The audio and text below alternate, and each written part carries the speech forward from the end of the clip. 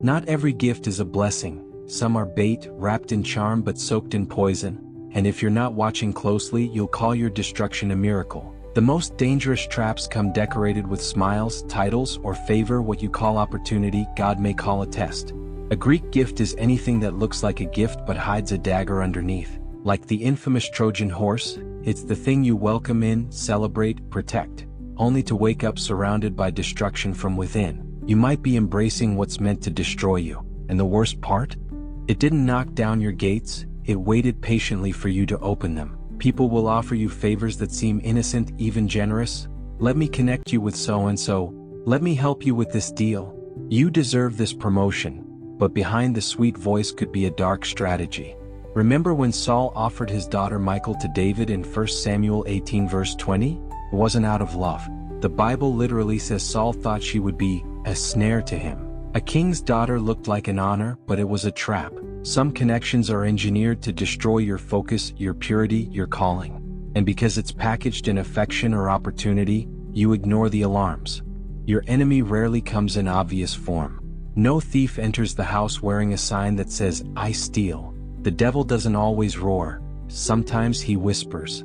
He offers you what you want, fame, access, love, power, but it's barbed with hidden cost. Delilah didn't kill Samson with a sword.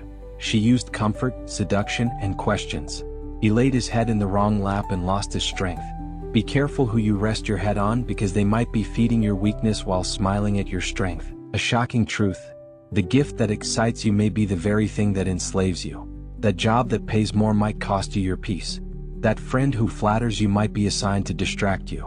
That blessing may be too convenient to be divine. Remember Proverbs 26 verse 25.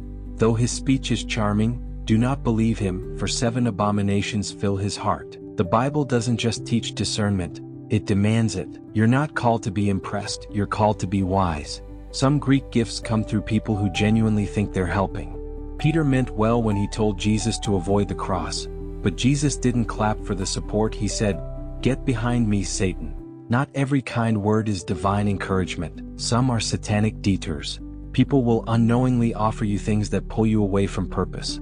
Just because they love you doesn't mean their advice is from God. Even in business, beware. That investor who wants nothing in return may be planning to own the whole thing by year's end. That partnership that promises quick growth could be setting you up for slow compromise. Satan knows how to dress up contracts. Even Jesus was offered the kingdoms of the world if he would just bow once. Looked like power, but it was the shortcut to death. Don't trade your cross for a crown you didn't earn. And in relationships, that person who looks like a soulmate could be a soul trap.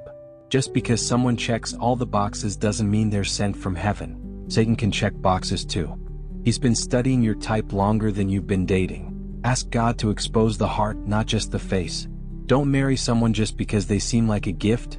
Discern whether they were sent to build or break you. Here's the painful warning. Some of what you're calling answered prayer is actually demonic strategy disguised as divine favor.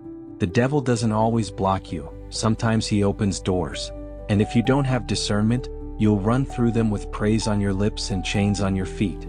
Be the kind of person who tests every gift, who questions every open hand, who watches the fruit, not just the wrapping. God gives gifts that align with your destiny. The enemy gives gifts that sabotage it. So how do you guard yourself? Stay close to God. Ask him not just for blessings but for sight.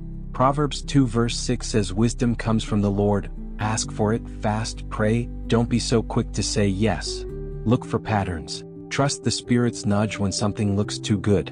And most of all, don't be afraid to walk away from what glitters. Remember, the enemy doesn't mind you being successful as long as you're too distracted to be surrendered. So I challenge you, stop celebrating everything that comes your way. Start testing it, start asking who sent this, who benefits from this, what's the long game, what does this cost my spirit, my calling, my peace. Refuse to be tricked by shiny things. Walk in wisdom, guard your gates. Don't be the one who welcomes a Trojan horse and calls it grace. If this shook something in your spirit, good, that means you're awake. And if you're awake, you're dangerous. Stay sharp, stay wise, stay rooted, and remember, not every door is from God, not every smile is safe, and not every gift is a blessing. Beware of Greek gifts. And if you're ready for more truths the enemy doesn't want you to hear, don't just scroll, subscribe, like, share and comment on our channel because we're just getting started.